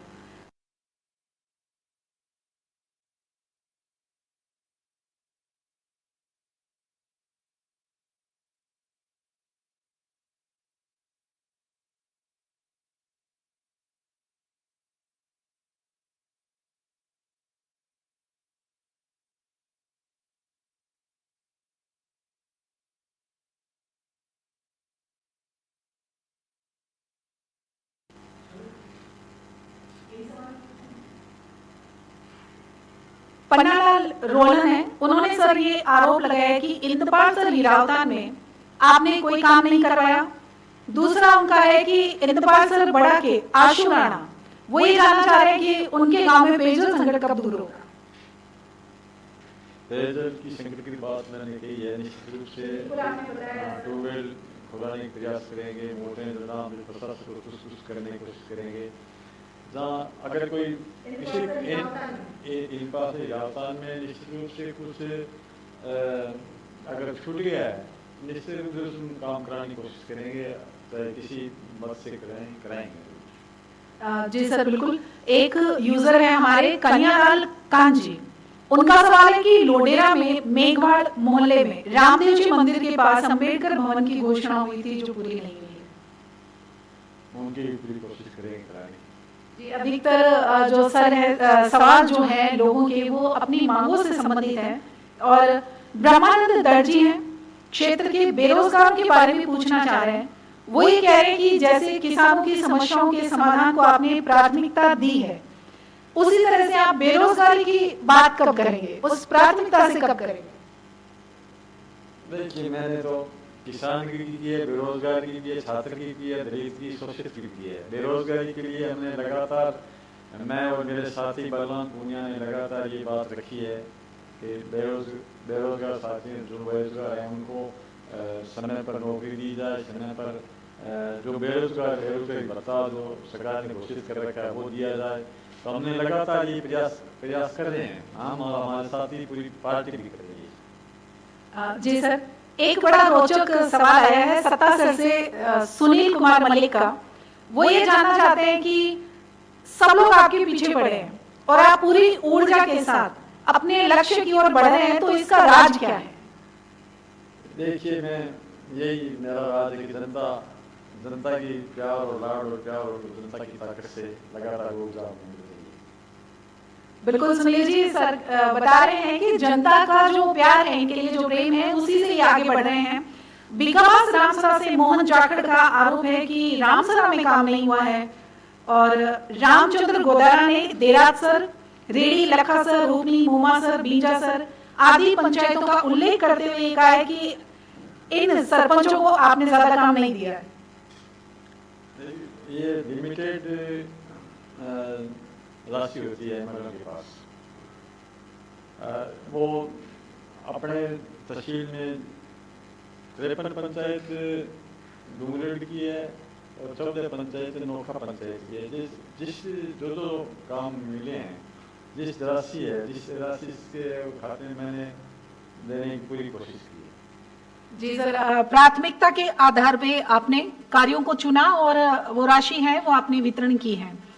अगला सवाल केएल जोशी ने डेलवा से लादड़िया तक सड़क निर्माण के बारे में पूछा है कि अभी तक शुरू नहीं हुई है। डेलवा से डेलवा से लादड़िया वो शुरू हो जाएगी। 3 किलोमीटर कृषि मध्य से है। मैंने रमेश जी मीणा से टेंडर भी नहीं हो गए हैं, शुरू भी हो गई है। वो कृषि विभाग से है, वो कृषि विपणन बोर्ड से है। तो उनके रमेश जी मीणा मंत्री है, उनसे बात हो गई है, नहीं हो तो शुरू हो जाएगी। अगला सवाल भी बहुत ही रोचक है। हमारे पाठक है अशोक कुमार, इन्होंने पूछा है कि जो इंडिया गठबंधन, अभी जो भाजपा के खिलाफ केंद्र में इंडिया गठबंधन हो रहा है, कांग्रेस उसमें लीड कर रही है, बहुत सारी पार्टियां उसमें शामिल हो रही है, इस गठबंधन के बारे में आपके क्या विचार है, वो ये जानना चाह रहे हैं। दोबारा आप उस सवाल पर। जो इंडिया गठबंधन बन रहा है भाजपा के खिलाफ, अभी मोदी एंटी मोदी ग्रुप बन रहा है, तो ऐसा बोला जा रहा है, लोग ऐसा कह रहे हैं कि एंटी मोदी ग्रुप है या बीजेपी के विरोध में खड़ा हो रहा है, ऐसा ग्रुप है जिसमें कांग्रेस भी शामिल है। इस गठबंधन के बारे में आपकी क्या विचार है? देखिए, ये पूरे देश लेवल का मामला है। जो आगे भी जब ये गठबंधन जब बनेगा तो निश्चित रूप से ये प्रतिपक्ष जितनी भी प्रतिपक्ष पार्टियां हैं, तो निश्चित रूप से इनकी विचारधारा के रूप में, चाहे जब सत्ता किसी के पास होती है तो सत्ता के, जब पहले मैंने देखा है स्वतंत्र के अंदर यही बीजेपी, यही सारे लोग ये गठबंधन में रूप में आए थे, एकजुट में आए थे। उसी तरह जब जनता का विरोध, विचारधाराओं का अलग से कोई ताकत का विरोध होता है, मान लो सत्ता का विरोध होता है, तो ये गठबंधन बनेगा तो इसका रिजल्ट तो निश्चित रूप से जनता के पक्ष में आएगा। ये सत्ता पक्ष के जो अभी है उस पार्टी को भुगतना पड़ेगा। बिल्कुल, ये बहुत ही बड़ी बात है और जो भाजपा है वो भी इस बात को लेकर के चले कि जनता के पक्ष में जब सत्ता का विरोध होता है और जब कई पार्टियां करती है तो इसका खामियाजा सरकारों को भुगतना पड़ता है। इतिहास इस बात का गवाह रहा है सदा। कमल स्वामी पूछ रहे हैं कि 2023 को देखते हुए 2033 को, मतलब वो 2023 नहीं 2033 के चुनाव तक चले गए हैं, वो चाहते हैं कि क्षेत्र का आप विजन क्लियर करें। यहाँ की आबादी, भौगोलिक परिस्थिति और बस स्टैंड, ड्रेनेज, खेल स्टेडियम, इनके काम नहीं हुए हैं। ये उनकी बात है कि अगले कार्यकाल में क्या होगा। 33 तक से देखिए, अगले विजन के लिए तो मैं मेरे जीवन का ही नहीं, एक पल के नहीं सोच सकता। अब इसमें जिंदा रहूंगा नहीं रहूंगा, 33 बहुत लंबे हैं। कभी अगर समय मिला, जिंदा रहा, तो निश्चित रूप से जितने विजन है वो आपके जो आप मन में है पूरे क्षेत्र के वो पूरा करने की कोशिश करूंगा। सर, सातलेरा से विजयपाल भुआल है, वो ये पूछ रहे हैं कि आपने विधायक बनने के बाद कम्युनिस्ट कैडर से दूरी बना ली है, ऐसा आरोप आप पर लग रहे हैं, इस बारे में आप क्या कहेंगे? देखिए, जब से मैं लेफ्ट में आया हूँ, मैंने दूरी नहीं बनाई है, या तो वो समझ नहीं पाए इस बात को, या तो उस बात को समझ नहीं पाए।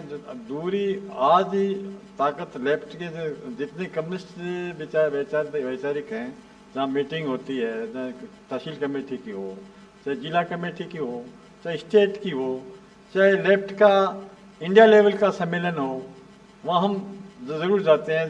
जब उसमें दूरी बढ़ाने की कोई जहाँ पार्टी की नीति है, पार्टी की नीति के अनुसार ही चलते हैं। बिल्कुल, आपको जवाब मिल गया होगा। सर, रोहित भारतीय हैं, उनका ये सवाल है कि क्षेत्र के 110 गांव में अंबेडकर भवन कितने बने हैं, और ऐसा ही एक सवाल राजेश मंडाका श्रीडूंगरगढ़ से है कि 5 सालों में आपने कितने जीएसएस बनवाए हैं और कितनी नई लाइनें डलवाई है, बिजली तंत्र के लिए क्या किया है?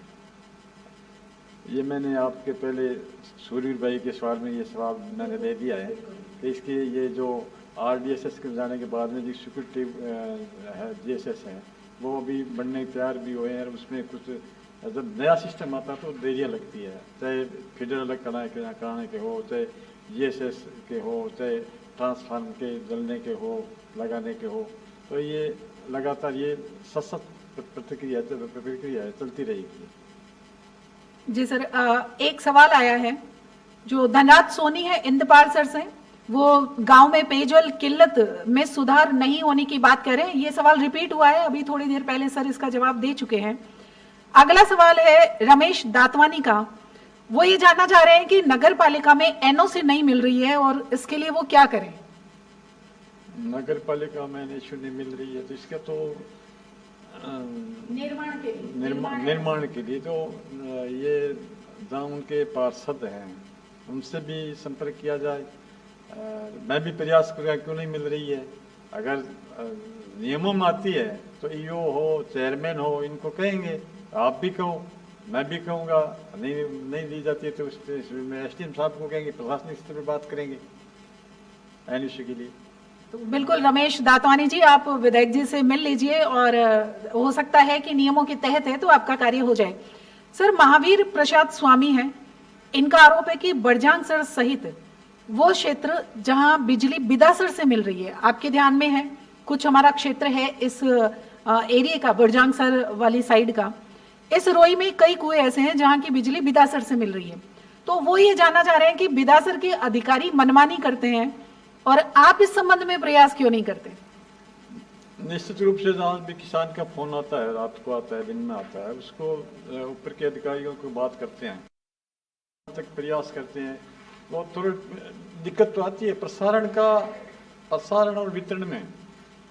प्रसारण वाला ये इनका अलग एक्शन वगैरह होता है और ये दिक्कत इनकी सही है। इनके लिए जब झाकासर जब बन जाएगा 132 तो निश्चित रूप से बिदासर से अपना वो जो इनकी भावना वो पूरी हो जाएगी। और मैं प्रयासित भी हूँ कि जहाँ दिक्कत आती है, चाहे बिदासर में सप्लाई हो, अभी अपने 132 से रतनगढ़ से आ रही है, 220 से रतनगढ़ से आ रही है, 400 से कभी बीकानेर से आती है, कभी मेड़ता से आती है। इसके लिए रोजाना प्रयासित रहते हैं। जहाँ भी कोई फोन करता है, अधिकारियों के संपर्क में रहते हैं। ये प्रसारण का और वितरण का दोनों का मामला है, तो दोनों के मामले में कई बार किसान को भी ये भुगतना पड़ता है, आम उपभोक्ता को भुगतना पड़ता है, तो इसके लिए प्रयासित है। बिल्कुल सर, इन किसानों की समस्या हमने भी टाइम्स के माध्यम से भी उठाई थी। ये पीछे से बिजली के लिए काफी परेशान हुए थे। मनीष जैन है श्रीडूंगरगढ़ से, वो श्रीडूंगरगढ़ स्टेडियम के दिन सुधरने की बात पूछना चाह रहे हैं। इस सवाल का जवाब अभी कुछ देर पहले दिया जा चुका है, आपने सुना होगा, आप हमारे लाइव से जुड़े हुए हैं। सातलेरा के विजयपाल भुवाड़ ने पूछा है कि आगामी चुनाव में राज्य में किसकी सरकार बन रही है, इसका आंकलन आप बताएं। देखो, राज्य में सरकार किसकी बन रही है, यह तो क्रिटिकल सवाल है। मैं तो एक विचारधारा से जुड़ा हूँ, तो मैं कोई वो नहीं हूँ कि सर्वे करता हूँ या कोई भविष्य उगता हूँ। तो मैं तो यही कहूँगा कि सरकार है वो इस तरह की बने जो जनता के हित में हो, जनता के काम करे।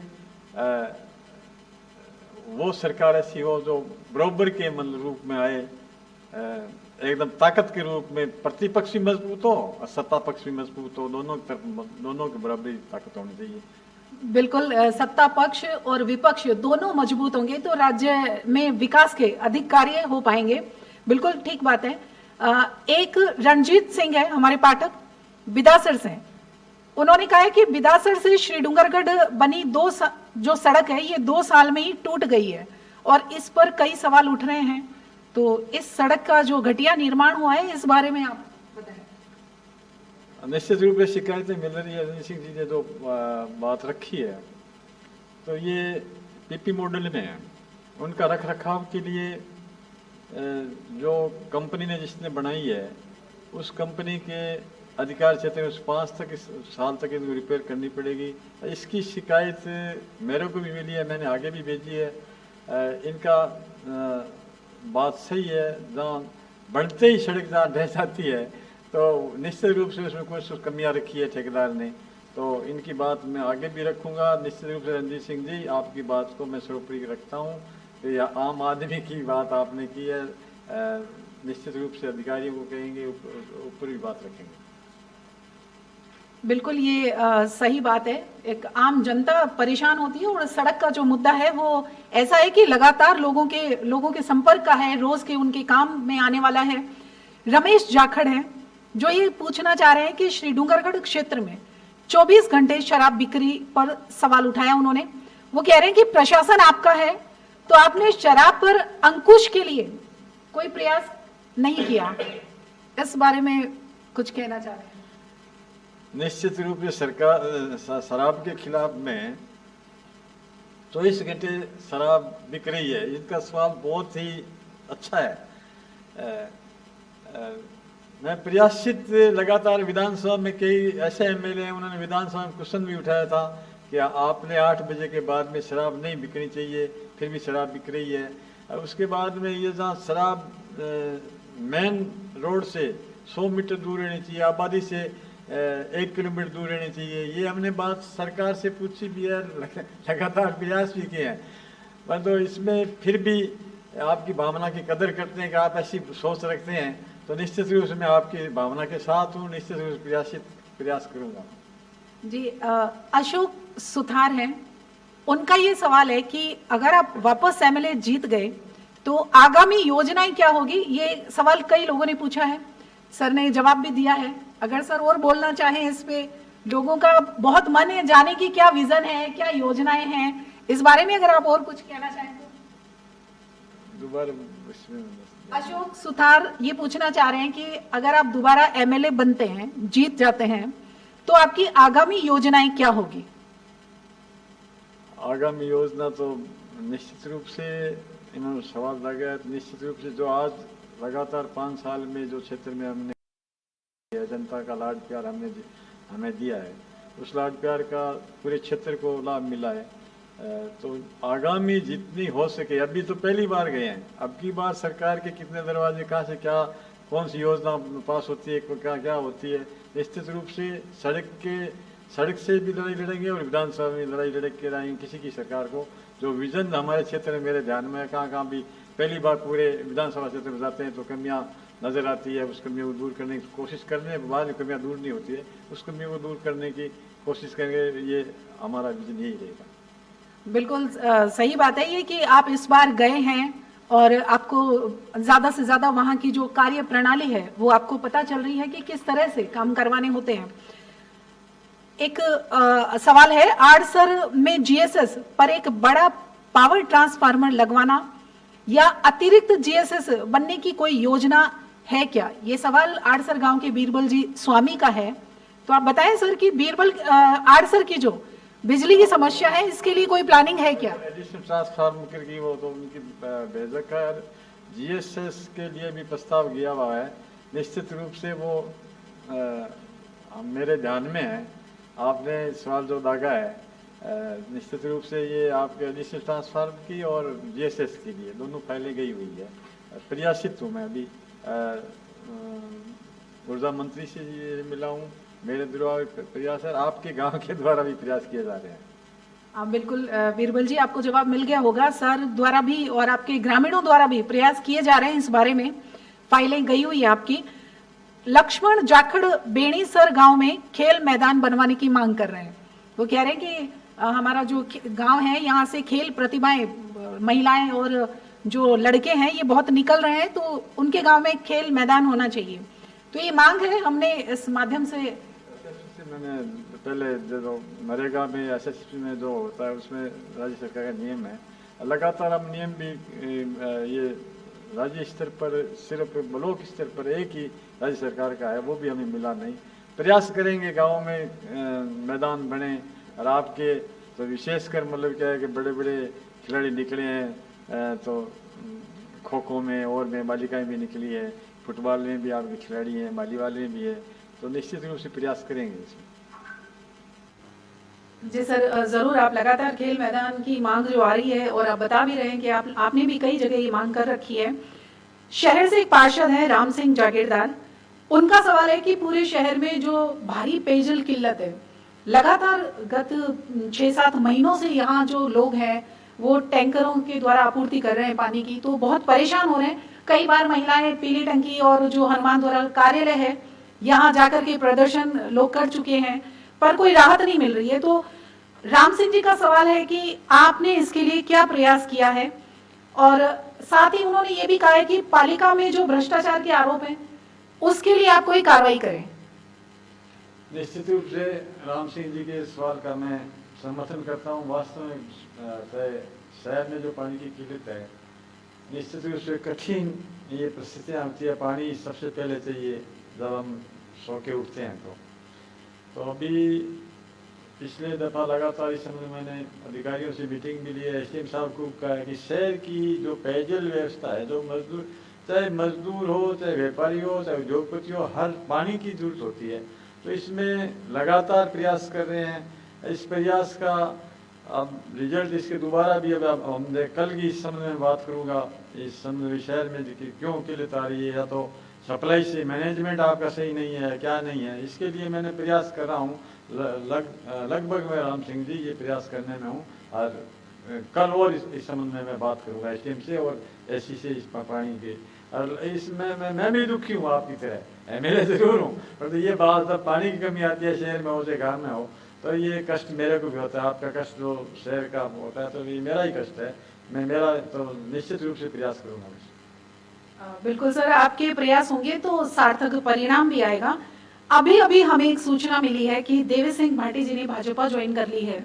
अभी अभी जस्ट जयपुर में भाजपा कार्यालय में देवी सिंह जी भाटी ने भाजपा ज्वाइन कर ली है। दर्शकों को भी बता दें, ये सूचना अभी ताजा सूचना है। इसका सर अभी कुछ दिन पहले कृष्णाराम जी नाई जो पूर्व विधायक हैं, 3 बार श्रीडूंगरगढ़ से विधायक रहा है, उन्होंने भी भाजपा ज्वाइन कर ली है। आज देवी सिंह जी भाटी ने भी ज्वाइन किया है। इसका अपने श्रीडूंगरगढ़ क्षेत्र में क्या प्रभाव रहेगा? देखिए, ये तो राजनीतिक पार्टियों का खेल है। इसमें देवी सिंह जी पहले से प्रयासी थे, भाजपा में थे, तो इसमें मेरे तो जिला स्तर पर कोई ज़्यादा प्रभाव नज़र नहीं आता। जहाँ कोलायत का सवाल है, वहाँ आपका लोकल कोई वहाँ प्रभाव होगा, तो वो असर हो सकता है।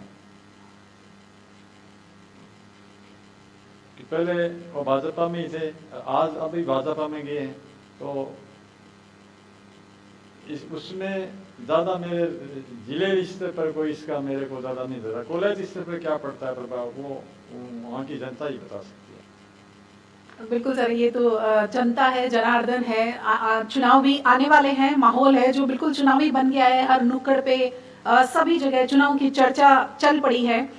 एक सवाल है अशोक गौड़ का, वो कह रहे हैं कि रेलवे ओवरब्रिज का मुद्दा ठंडा क्यों हो गया है? निश्चित रूप से ये दिखते सवाल जो लगा है गौड़ साहब ने, वो सही है। इसका प्रयास लगातार चल रहा है। हमने ऊपर भी बात की है। ये राज्य सरकार भी प्रयासित है और केंद्र सरकार के मंत्री भी प्रयासित है इसमें। अभी इसमें जो अभी ब्रॉडगेज एक लाइन पड़ी है, एक और पढ़नी है, उसमें जब पड़ेगी तो निश्चित रूप से ये रेलवे के द्वारा ही ये इसका निस्तारण होगा। हमने मंत्री जी से, ऊपर के मंत्रियों से बात, पार्टी से हट के बात की है कि जनता की समस्या है, चाहे ऊपर बीजेपी का राज हो, चाहे अर्जुन राम जी का हो, चाहे जो अपने संपर्क में, चाहे राज्य सरकार का मान, हमसे राजनीतिक से ऊपर हट के इस ओवरब्रिज के लिए हमने प्रयासित आपकी भावनाओं को किया है। ठंडा नहीं पड़ा है, ये निश्चित बनेगा, निश्चित समय पर बनेगा।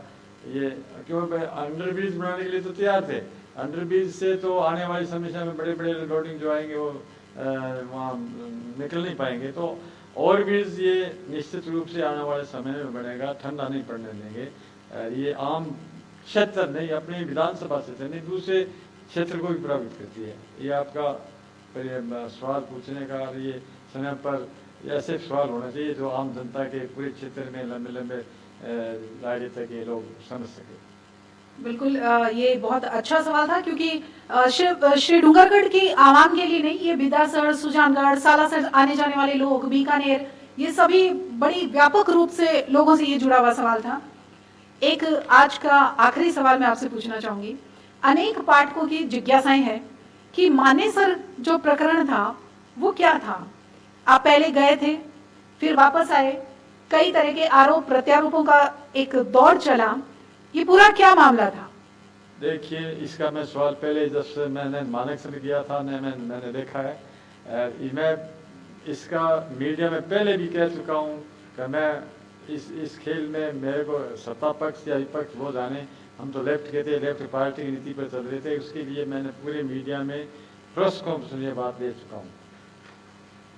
जी सर, कई पाठकों की ये जिज्ञासा थी, तो हमें भी पूछना ही था यहाँ से आज आपको वापस से ये इस बात को। आज जो हमारा लाइव हुआ है इसमें 800 कमेंट आए हैं और क्षेत्र के अनेक सवाल जवाब खुलकर हमने हमारे क्षेत्र के क्षेत्रीय विधायक गिरधारी लाल जी मैया से किया है। निश्चित रूप से आपके कार्यकाल में आपके पास इतने सारे काम हैं कि रात भर लोग सवाल करेंगे और आप जवाब दे सकते हैं। क्षेत्र की जनता ने भी आपसे रूबरू होकर खुलकर सवाल पूछे हैं और आपने जो प्रश्नों के जो उत्तर दिए उनके लिए जनता को जरूर संतुष्टि मिली होगी। उनके जो सवाल हैं उनके जवाब को लेकर के आपका बहुत आभार सर। आप इसके माध्यम से हमारे पाठकों का आप भी धन्यवाद करें। आपके चैनल के द्वारा जो सवाल लाए गए, अच्छे पाठकों ने भी अच्छे सवाल किए। इसमें यही प्रजातंत्र में, लोकतंत्र में यही विशेषता, ये खासियत होती है। चाहे आपका जो चैनल है लगातार ऐसी खूबियों को उठाता है कि जनता के बीच में जो मुद्दे होते हैं, चाहे समस्या हो, चाहे जिससे क्या हो, कोई भी समस्या हो, उसमें आपका चैनल डूंगरगढ़ टाइम्स आगे रहता है।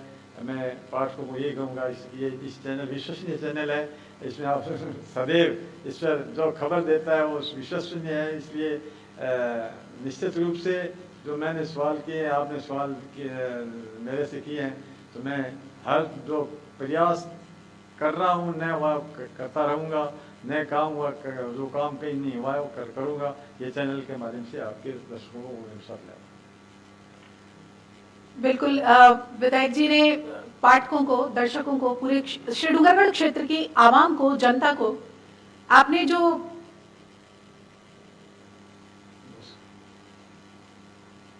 धन्यवाद सर, बहुत बहुत आभार आपका। आज आप इस मंच पर हमारे साथ जुड़े और श्री डूंगरगढ़ क्षेत्र की आवाम को आपने मैसेज दिया।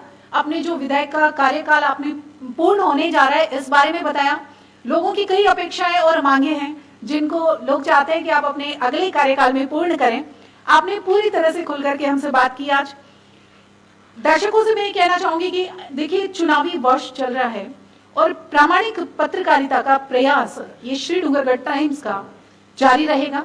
जो रूबरू कार्यक्रम है, इस माध्यम से हम लाइव हमारे क्षेत्र के नेताओं से जुड़े रहेंगे। आप जुड़े रहें श्री डूंगरगढ़ टाइम्स के साथ।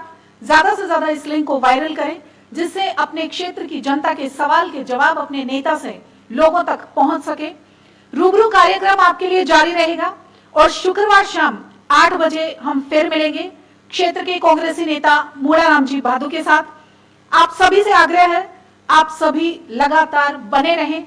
चुनाव के समय की जो रणनीतियां हैं, जो राजनीति की अपडेट्स है, वो हम आप तक प्रामाणिक तौर पर पहुंचाते रहेंगे। धन्यवाद। शुभ रात्रि।